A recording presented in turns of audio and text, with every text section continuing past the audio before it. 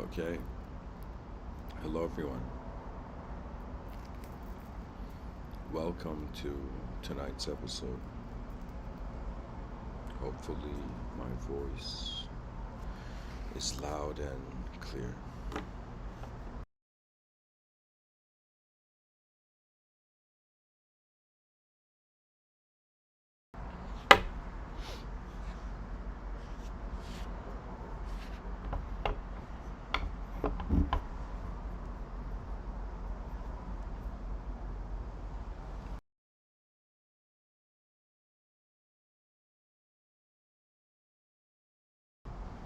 So, first, an announcement.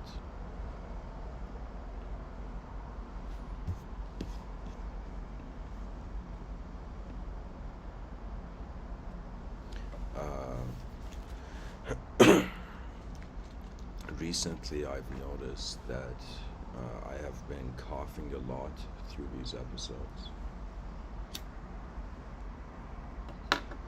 And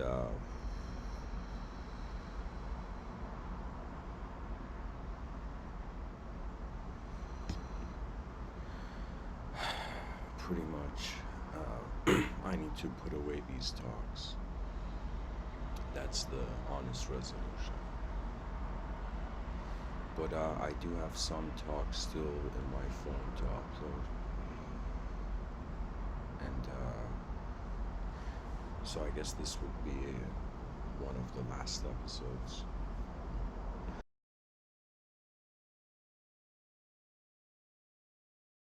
Or let's say potentially the last episode.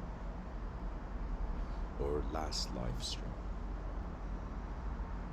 I have noticed that the desire to communicate in a world that has, let's say, that is edgeless and at the same time unknown and infinite. There is literally endless ways to speak, you know. And when I say there's endless ways to speak, there's endless ways to look at something.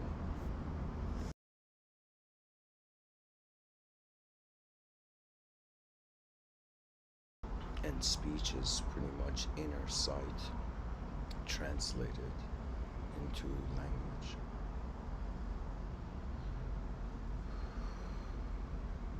So anyways, that's the announcement. Hopefully I am wise enough to make this the last live stream. But anyways, let's continue. I thought for tonight, something interesting to speak about would be that attempting to see pretty much solving, the great problems of humanity. I ask myself that in, ancient times, you look at the archetype of the samurai, you look at the archetype of the knight, spelled with a K.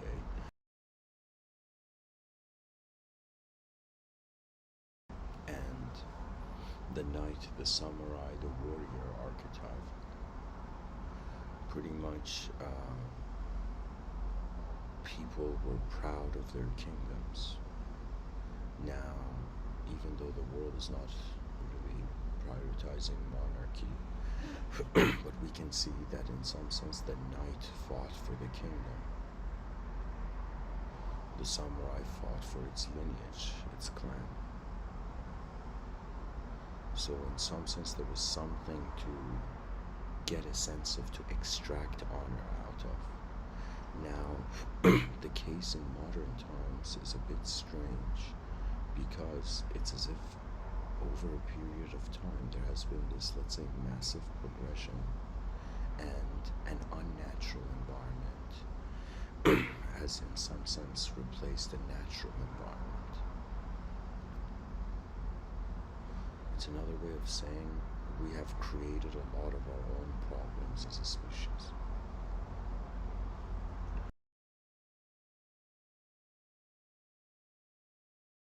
When I look at 2022, let's say a samurai or a knight got a time machine, somehow came to the present, and asked someone, it's like, what do you have honor for? Or where do you get your honor from? For most people, it is their family, their, let's say, certain subjective beliefs.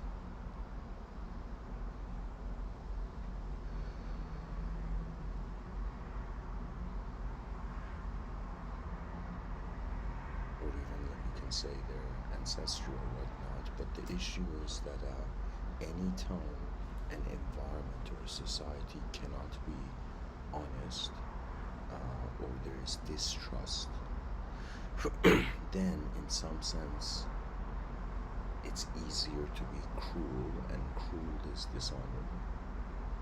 Cruelty. What I'm trying to say is, in these modern times, people, rather than realizing they're part of the same species and helping the species out rather than helping themselves out or helping their ideological, group out, you know, it's as if we've reached a point where the species requires a aerial view maturity, where it can just notice we can have a great honor system, a great ethos, attributed to the modern human being. Pretty much, I would say what's the term? What's the term?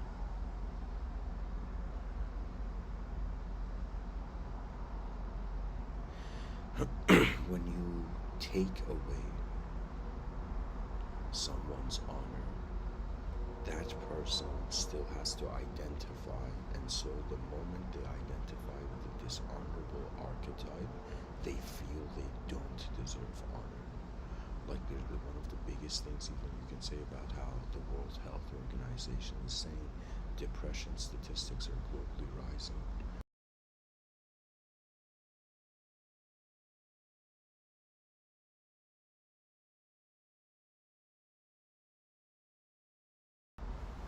It's as if when a person reaches a certain, let's say, lower states of mind, let's say happiness is a very high state of mind, and let's say, I don't know, suffering, depression, sadness is a lower state of mind, right? Sometimes when a person enters a lower state of mind, they feel they don't deserve, or they can't, or they shouldn't, or do you see what I'm saying?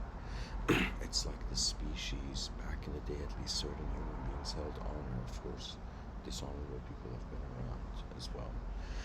Honor is a proof of civility.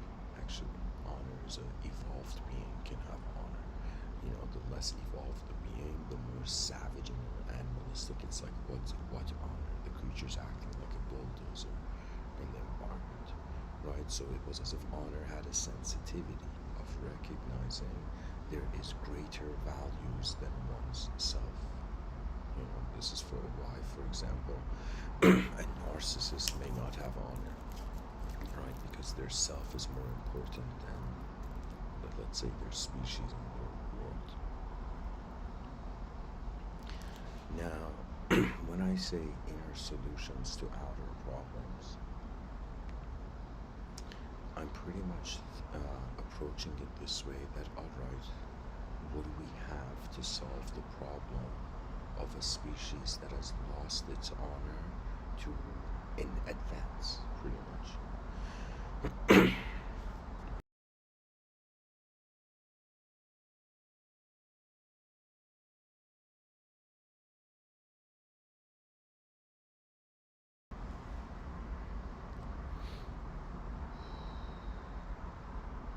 Or let me just start from here. In order to solve any problem, a person has to look at the geometry of the problem, has to try to find the most accurate meaning of the problem.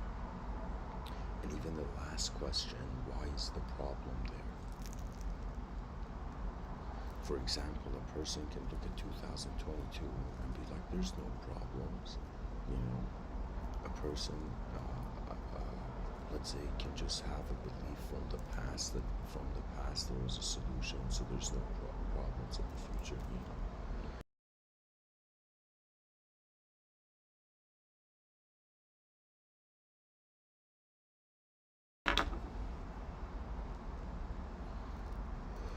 For example, the religious mentality considers that it has figured it out. You know, that past is denying the present from even being able to see problems in certain situations. But anyways, we have to study the problem, and then we gotta see what state of consciousness we're at, and then wonder what elements, variables, probabilities can we see that can change our view, can change the context of the problem. You know,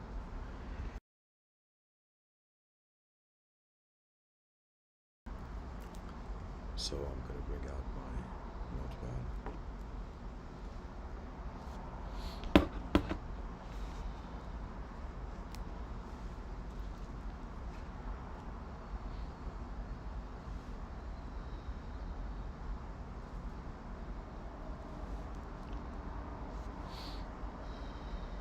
I guess how we can start is that we look at, let's say, we have humanity.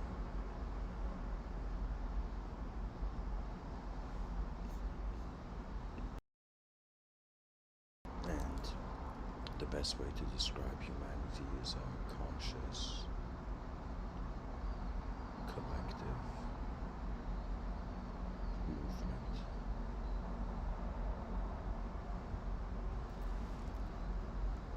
Or you can choose to see it as an unconscious movement inside a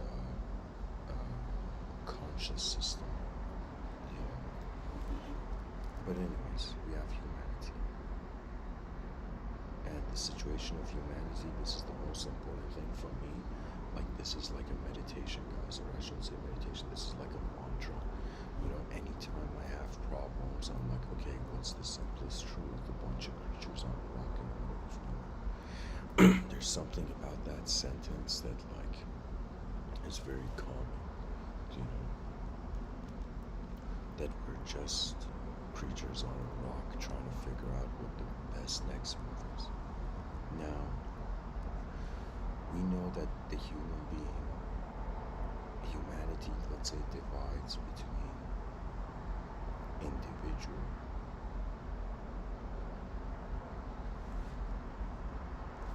and divides between collective. So here, just forget this part I was saying.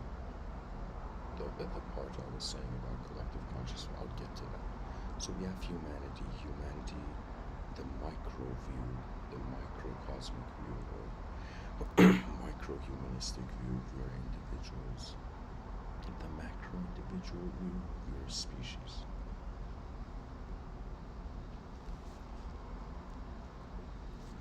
So we have the human and the human species. Now, just a pointer here, just a note. This is one of the biggest things, the relationship of the individual self with the collective self. And so that's kind of what is missing. Like, a majority of psychological issues on this planet will be fixed if human beings see a great potential for the future and they can access that system, right? You see, the way the brain works is that it either leads or it follows. It's either in the driver's seat or in the passenger seat. If human beings are hopeless, sad, tired, you're most likely a follower. And it's important that you become a follower to realize the value of a leader, to then realize your own.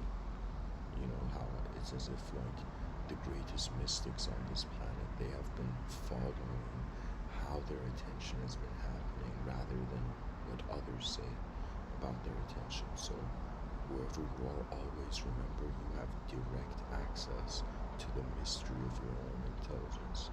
Nobody can come and tell you, like, yo, this is what you are, or that is what you are. You know, I'll get to this in regards to the boundaries of inner realm and outer realm. But anyways, we have individual and collective. Now, for the individual, I would say we have, this is where I bring in the inner realms and outer realms. So we have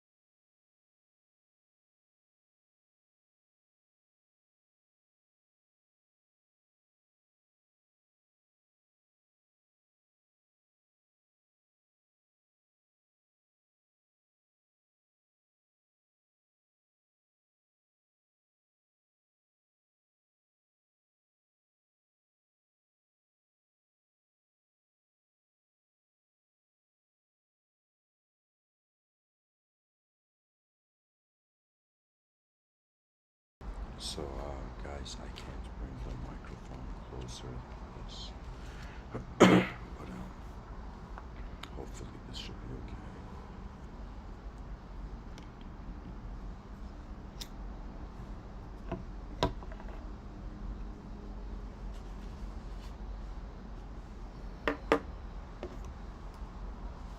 So, in what I'm drawing here,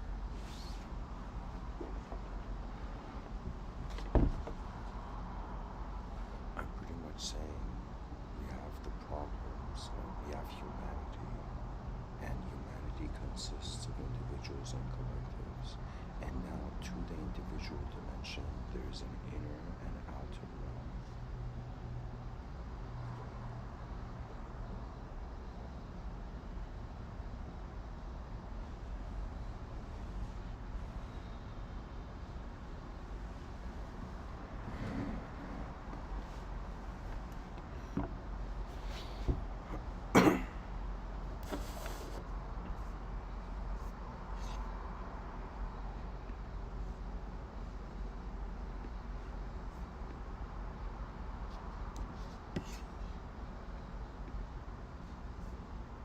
Okay. And to the collective, there is an inner and outer realm.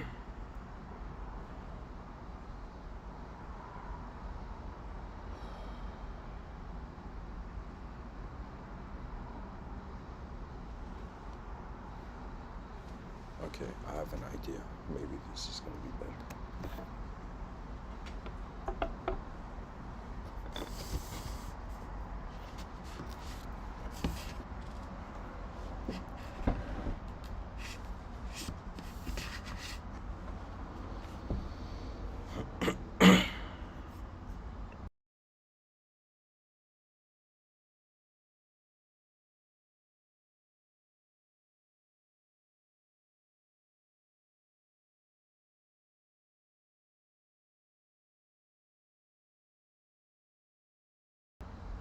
Okay. So to the individual, we have an inner realm and outer realm. To the collective, we have an inner and outer realm. And this would in some sense divide. Now this is an analysis of it, but pretty much it's a suggestion that the human being has an inner life and an outer life.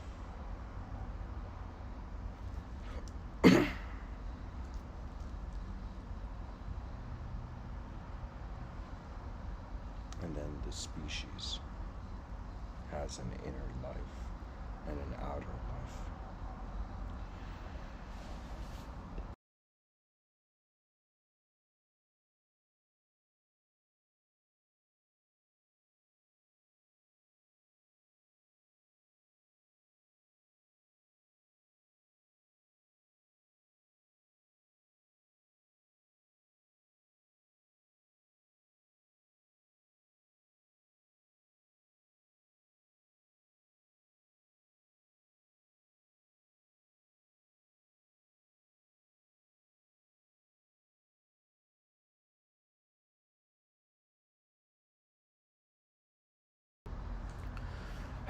Okay.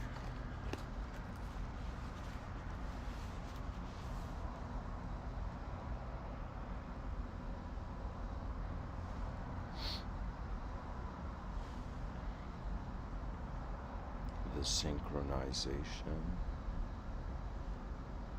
of the inner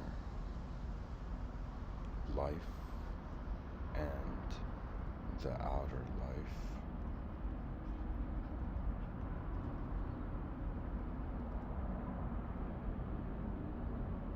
suggests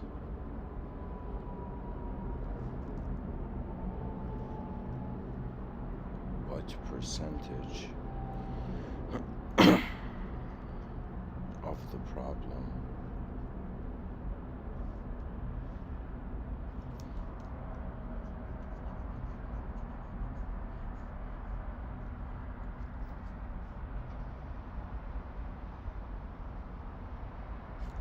suggests how reality is perceived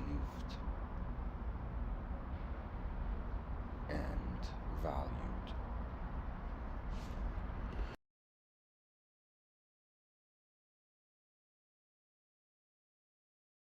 Perhaps something interesting to consider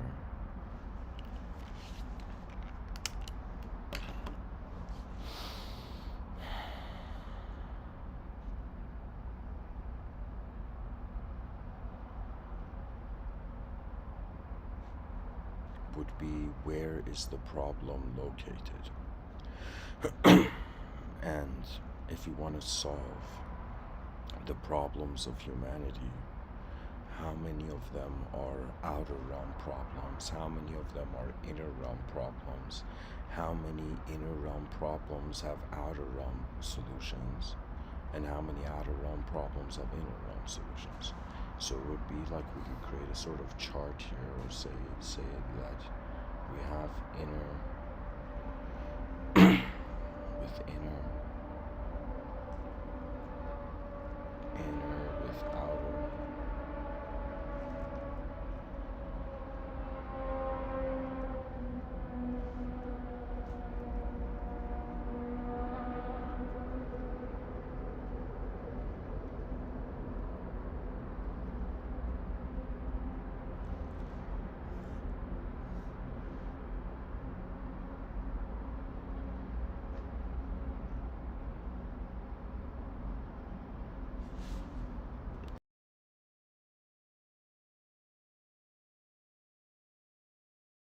I guess technically we can see four types of problems with four kinds of solutions. So either a person, and when I say inner realms, guys, I'm talking about the mind and where imagination and memory and subjectivity pretty much happens.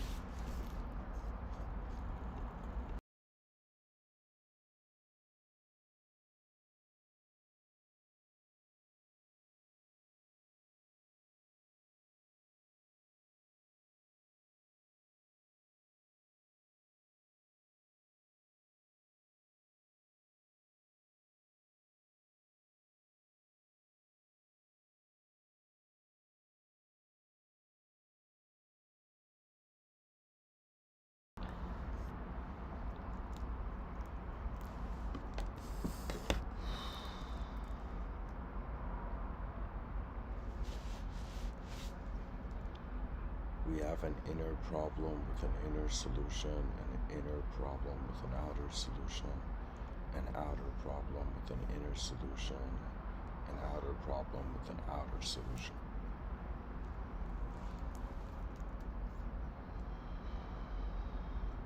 Now, that pretty much explains the inner outer view I'm sharing here. Now, I saw this website where this website is talking about like the 10 global issue topics.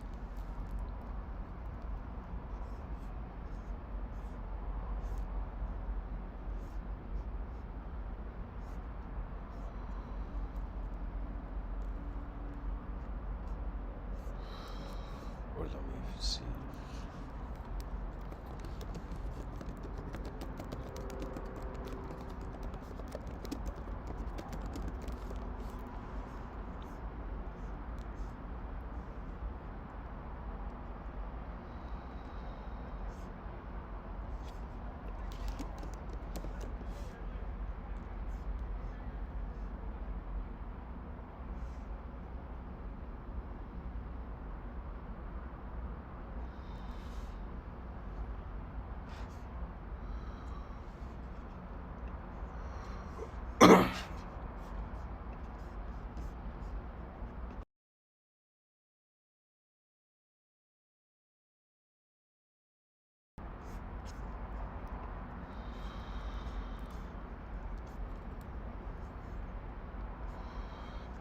Okay, um, pretty much there's this website, and it says,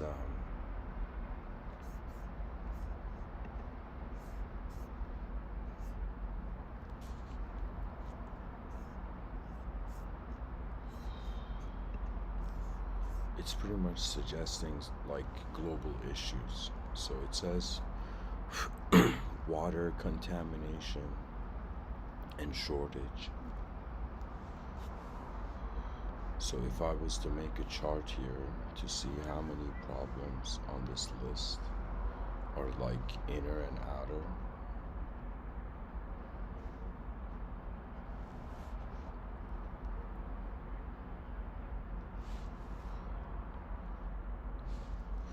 so here it says water contamination and shortage.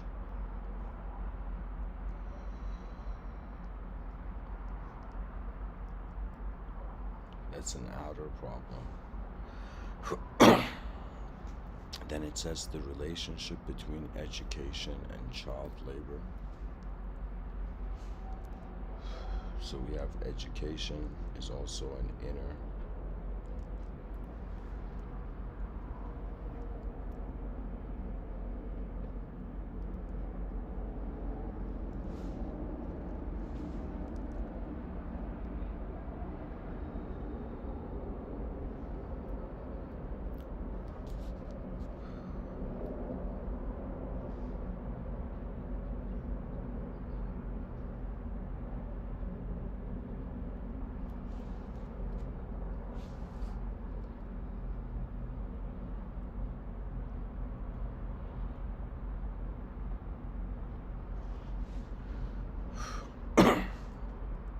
The third problem here it says is violence.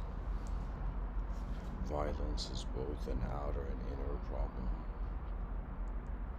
Or I would say problems that their solutions are just changing an attitude. Okay, here. Violence.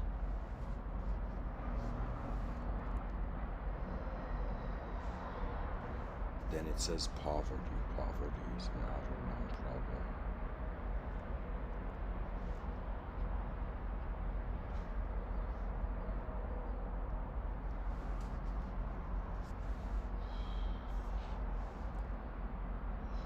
Inequality is I mean it has an outer dimension, but it's in I'll bring it on this side, inequality.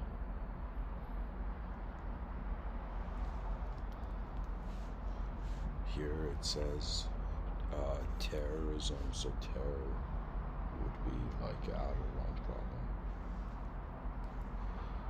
It could also be an inner realm problem if it's an ideological oriented act of terror. So here, I'll put it here too.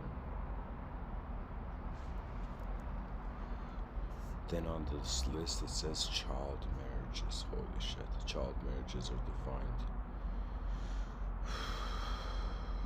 as the union between, okay. Yeah, 100%.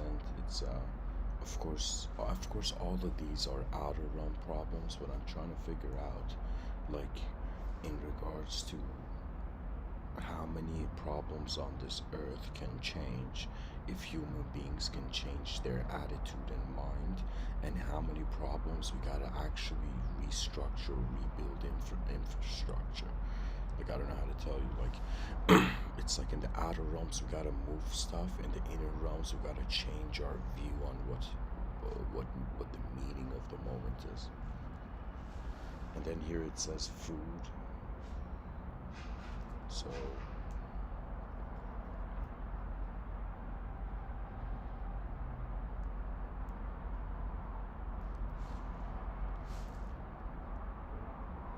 and then we have food. And guys, I'm gonna give a shout out to this website, one of the first websites that come when you search for global issues. It's called Borgen Project.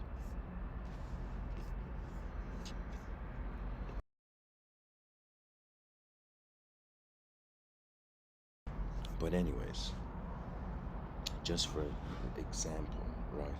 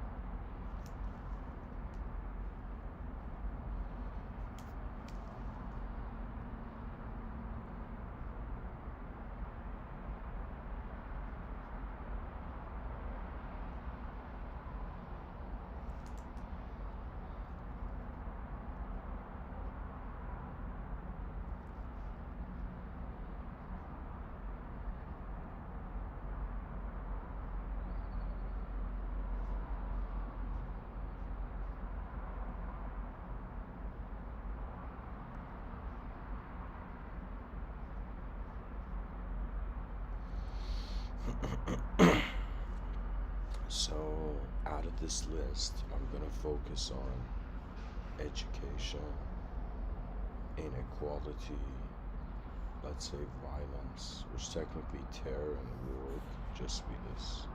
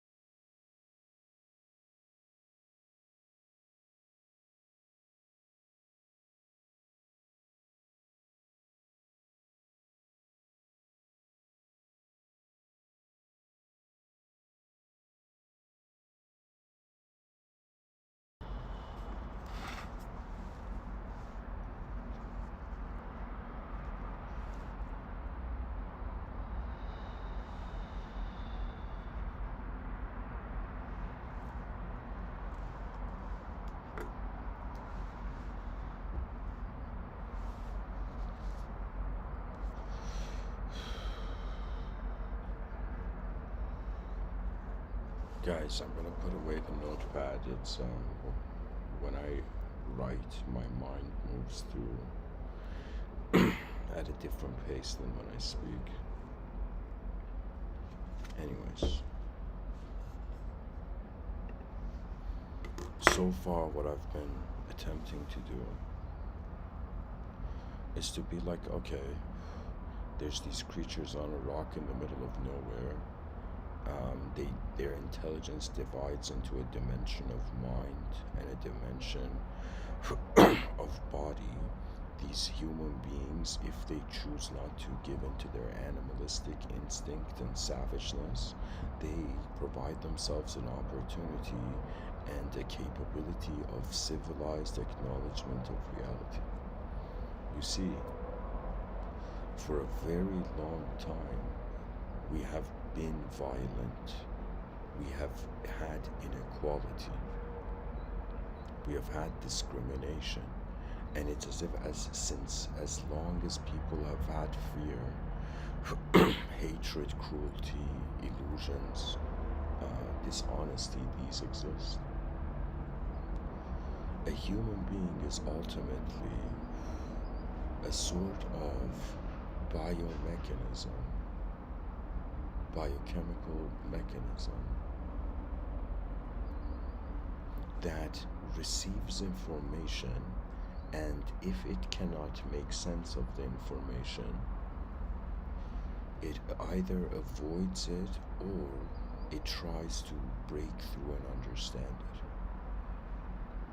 There's a quote from the poet Rumi about love. He says, your task is not to search for love. but to get rid of all the barriers you have made against it. And so I would say to get rid of violence, inequality, war, all the messed up stuff that's happening on the planet, is to have the species ground itself in what I call pure humanism. We have to honor the simple human being. And if we can stabilize into this acknowledgement, that means everybody should have the capacity to look at everyone and recognize that they used to be a child, and their reality used to be simpler.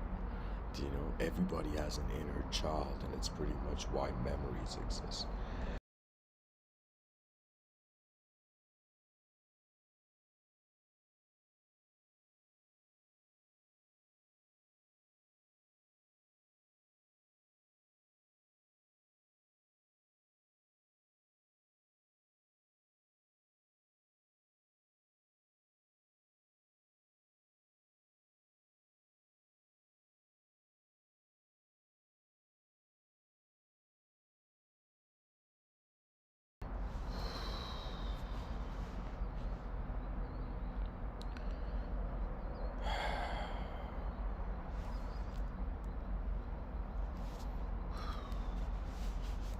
Here, I'll draw out my strategy.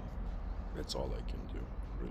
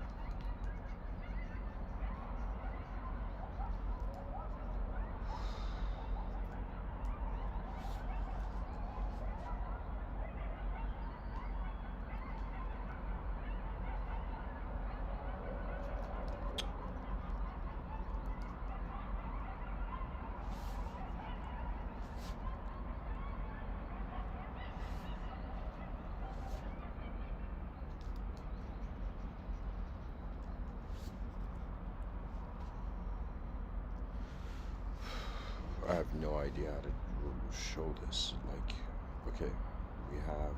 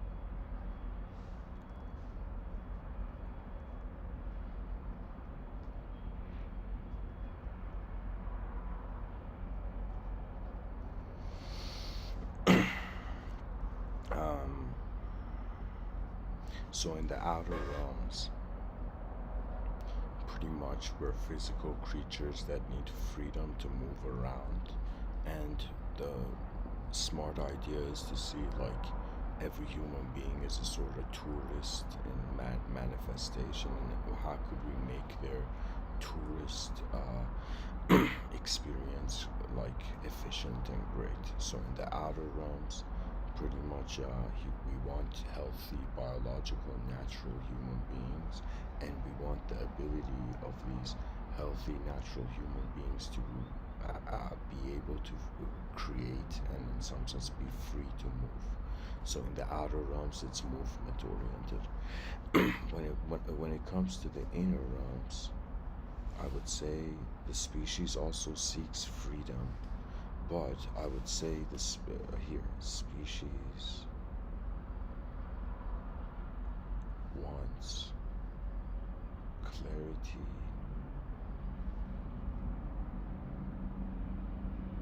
of purpose.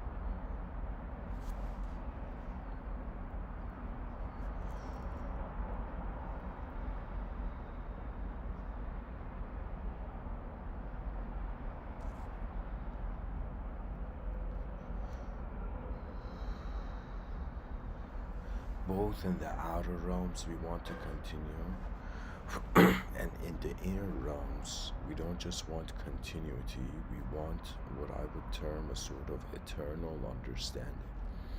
It's as if the body doesn't want to die and the mind doesn't want to be trapped in shape.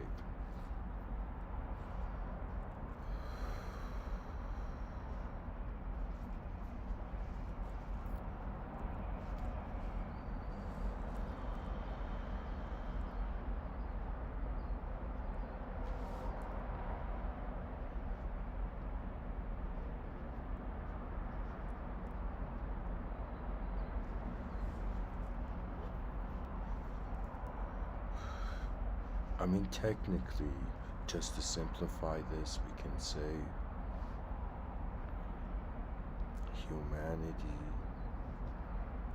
seeks outer and inner freedom.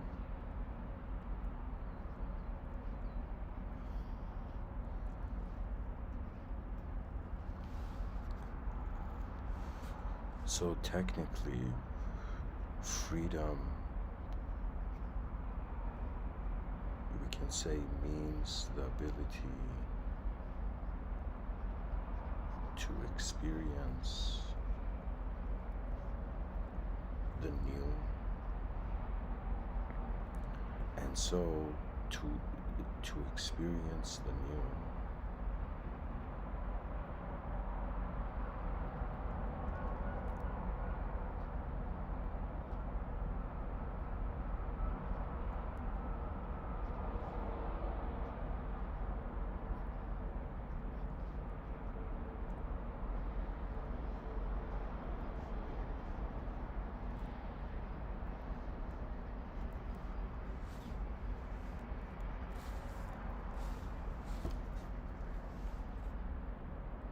novelty is the future's entrance. It's a good title for an episode.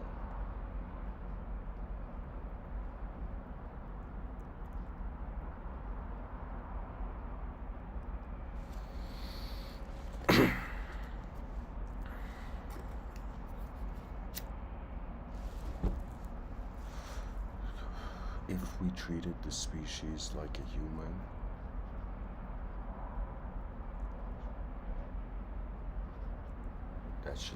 that says advancement.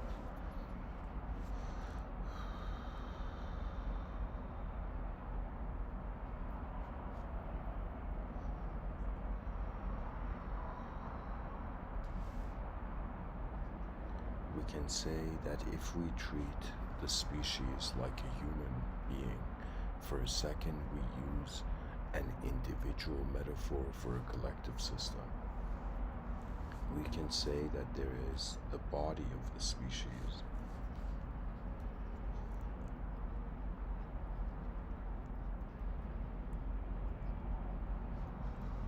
and there's the mind of the species. And both of these dimensions of perceptions, collective perception, they both seek freedom, and the actualization of freedom is advancement. Now, when I say freedom based on the type of system one is in can have a different meaning. For some, freedom could mean discipline. For somebody else, freedom could mean no rules, no regulations, nothing, right? But ultimately, we know that we want freedom for all the biological. We want freedom for the body. Or here, let me say it this way: we want to advance the body of the species, and we want to advance the mind of the species. And based on the current story of civilization 1.0, it's evident that we have been incapable. Something has happened after nationalism, where languages became singularized, and when languages became singularized, in some sense, identification became fixed. Right? Like right now, people are identified. Like here, let me tell you this. It's like imagine an enlightened alien in the future lands on Earth, and there's somebody walking in a park, and the enlightened alien talks to that person walking in the park, and the enlightened alien says, "What is this place? Where are you from? Where are all of you from?" Right? And let's say the human being says, "I'm from Italy," or something. Okay. Now the enlightened alien would look at us and be like, "What do you mean you're from Italy?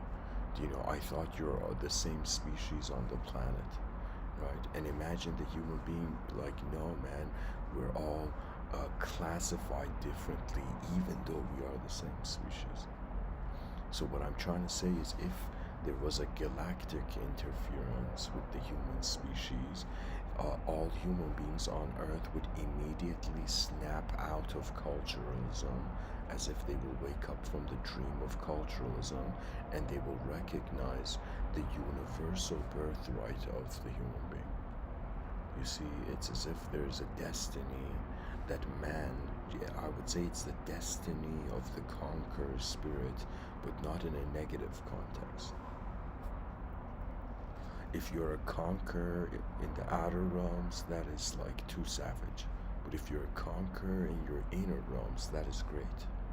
Do you know? You can say all people that are stressed or suffering psychologically, they have been defeated by their own mind. That means their mind has conquered them rather than them conquering their mind.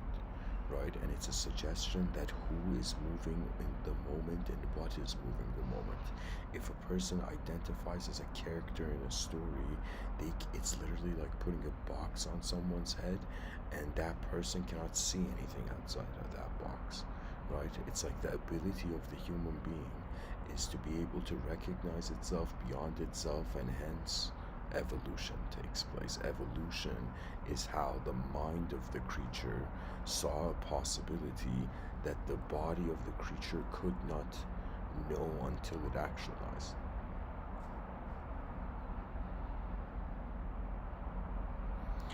So, so pretty much what I'm saying is the inner solution to outer problems, and if we saw this, what are the inner, what is, let's say, an attempt to, what is an inner solution to the outer problem of the human species. And Mr. Within's response to this would be, in some sense, that every person on this planet realizes that life can be viewed from multiple dimensions at the same time. And so sometimes what can change a person's state is just the addition of a new dimension, just another way to see, right? And so from my view, I'm like, man, imagine there's so parallel universes where everybody all the members of the human species are cooperating. They are coordinated not by immediate self-gratification, but by future collective gratification, right? It's as if you can say a young soul, you know, you know, a young soul is pretty much preoccupied with the present and the past. But those who traditionally, in the Sufi sense, you would call them old souls, it was as if they had been through the past and they had experienced being present in so many states that the only thing would be left would be an interaction from the future. And you can say when man walks, like poetically and theologically speaking, when man walks towards God, that is the past and being in the present. And in some sense, you can say when God walks into man, that's the future walking towards the present.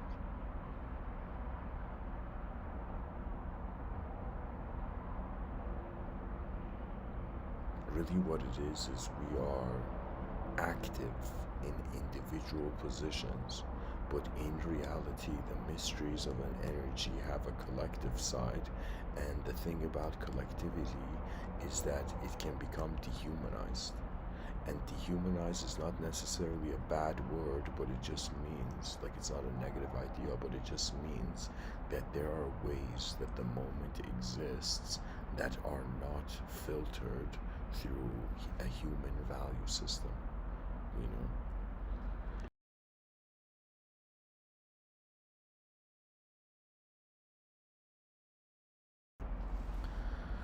So the global inner solution is, this is, I'm one person saying my idea, pretty much the emergence of the advanced humanity in our outer realms. The major idea, I feel this is the greatest argument, and this is the argument of all arguments, and the purpose of everybody, every human being in the outer realms, whether they know it or not, is to build an advanced civilization, to consciously have 8 billion creatures be able to see the value in the future and bring it here.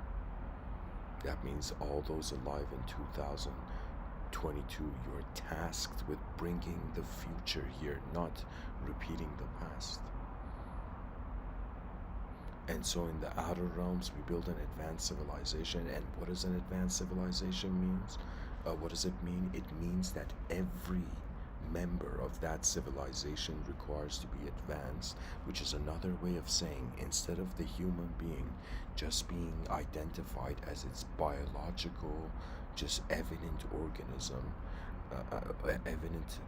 just what it is in 2022, its potential is also acknowledged. That means in an advanced civilization, there will no longer be,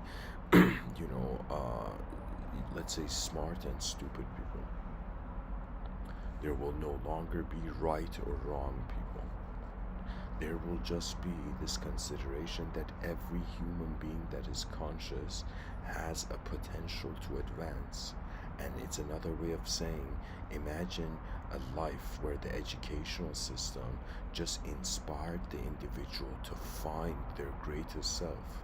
It's as if we want to know what is the greatest performance of DNA, while it is here.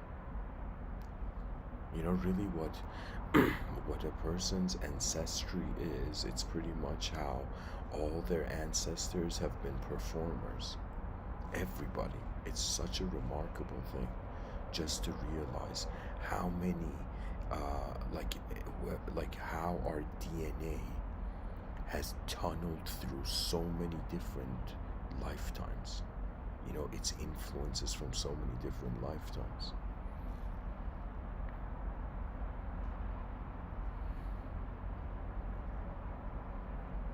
You know, the future generations may be like, you know, what did our forefathers do?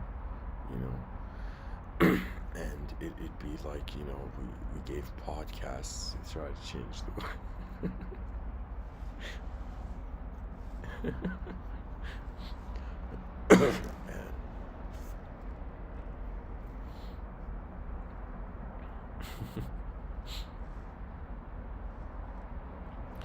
what I'm trying to say is we need a new ethos. We need a new view on the human being to act as the inspiration of the collective spirit of humanity. The advanced civilization is not an ideological system, it's rather a principle. It's the principle of advancement. In every moment where there's consciousness and the consciousness can move, there can be advancement. That means any person who can move, advancement is possible, so the advanced civilization in the future will consider every human being technically their potential, not just what they appear as, you know.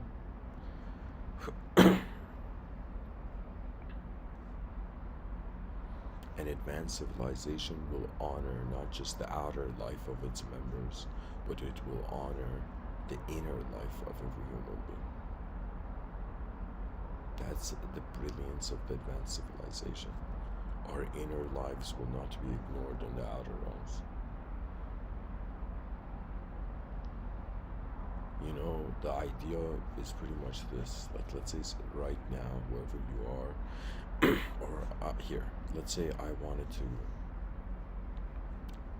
let's say, I don't know, draw a painting, draw a portrait of, like, you know, my laptop right now in front of me. Now, I could say to myself that there is probably a person on this planet that could draw better than me. And if there is a person on this planet that could draw better than me, that means if one member of a species has best displayed an ability, then what is preventing other members of the species not having that ability? It's another way of saying every moment has a secret angle, has hidden angles to it, beyond the range of our consciousness. This is sometimes the value of a group conversation.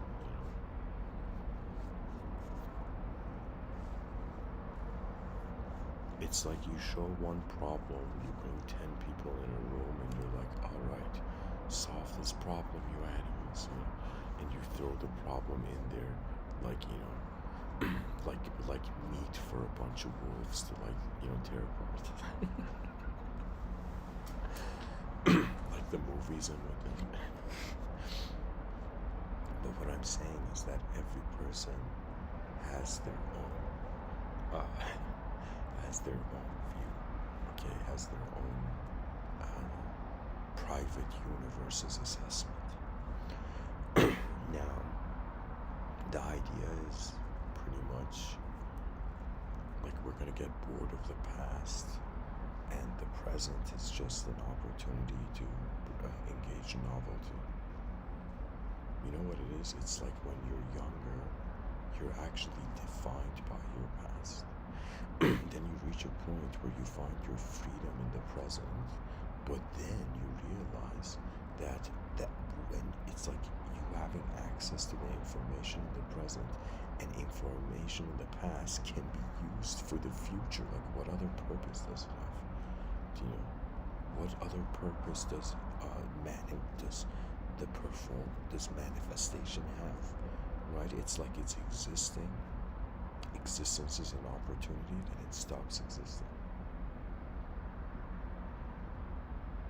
From my perspective, I have one lifetime to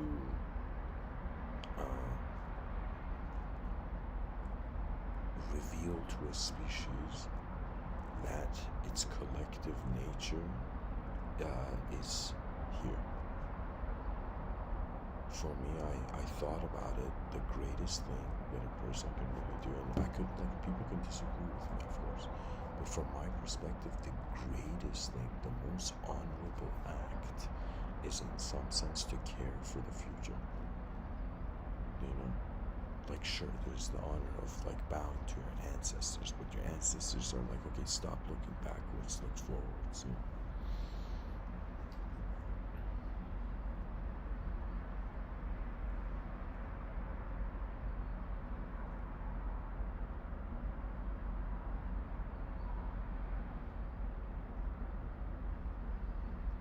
You know, a person can be religious in their inner life, and they could be, you could, let's say, non-religious in their outer life, right? A person can be a fool in their outer life, and let's say be a genius in their inner life, or they could be a genius in their outer life and a fool in their inner life. They're probably not a genius. Like the idea is that the inner position of our intelligence and the outer position of our intelligence, when they interact, they create meaning. Now, when there is movement, there is meaning. When there is no movement, the free will is not putting the meaning in the moment. You know, I don't know how many people realize that the meditation is another way of saying pause your free will and watch. Like that's the best way you can define meditation.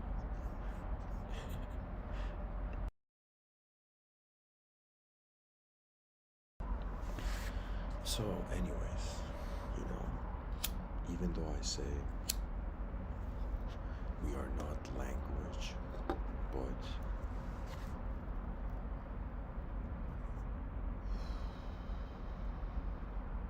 it's just every human being sees what they have access to and they use it. And if they find themselves in a situation where a problem is, let's say you find a problem you can't solve. For example, for me, is like smoking. This is one problem, which is like I understand the solution, but based on other factors, it's like the problem hasn't been solved, and you know the answer is both inner. It has an inner solution and an outer solution.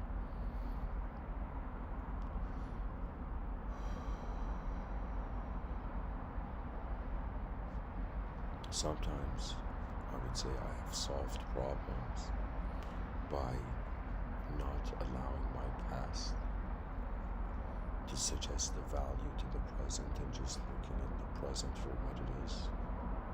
It would be like this attitude where, for example, instead of me identifying as a cigarette smoker, I'd be like, okay, I'm just holding something in my hand, you know. And imagine that's how, you know, Amin quit cigarettes. You know, it's like, how do you quit cigarettes? I realized I'm just holding something in my hand. You know? But anyways, and then the idea is to have 8 billion creatures on a rock care enough to see what the most advanced version of reality would look like, and to start walking towards it.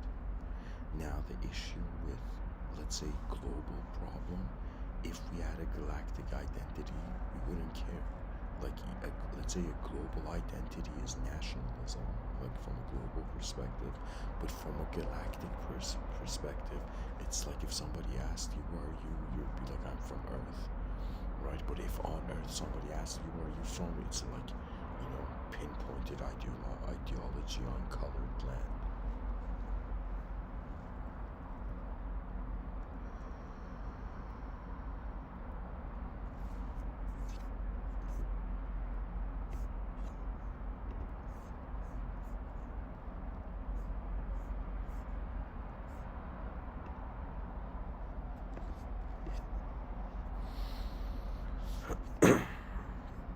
To be honest, every human being is like a problem solver that has never existed on the planet before. And this is the advantage. You know, it's like the pilot of consciousness saw all the advanced communicators in the realm. You see, the future is not a battle of physical proportions, but it is a battle of states of mind. You know, back in the day it was survival of the fittest, but now it is survival of the most efficient, and I shouldn't say just efficient, of the most clarity-oriented state of mind. And what is clarity? It is being able to be simple enough to notice the complexity and to notice which complexity of your moment arises from your inner realms and which arises from the outer realms. For example, poverty, the complexity it arises from the outer realms. The person has to find food, do you know?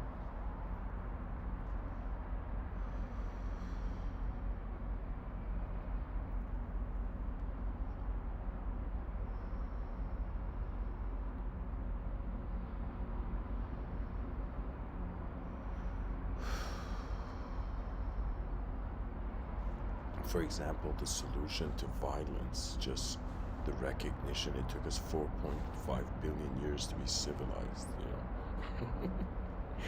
know. You know, violence should just be in the mind, and it should leave the sectors of speech and behavior. That means, like, let's say violence and joy, or let's say kindness and violence are both energy. Kindness is like an authorized energy. Violence is, let's say, karmically unauthorized energy.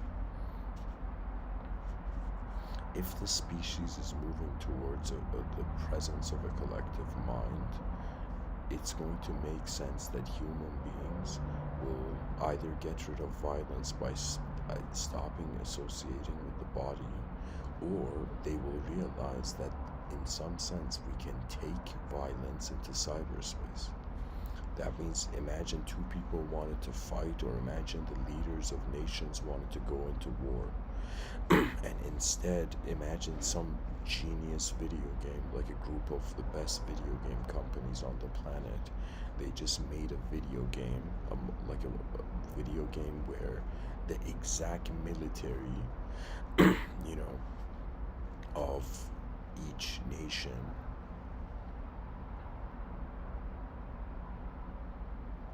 was depicted in the video game, just exactly the military of each nation, and the, let's say, commanders and chief of the nations, they fought in the video game, and then they decided the outcome of the war rather than the sacrifice of human life.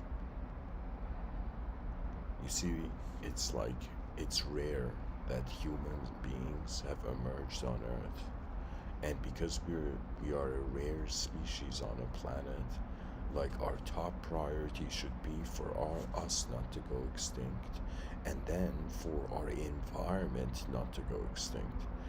You know,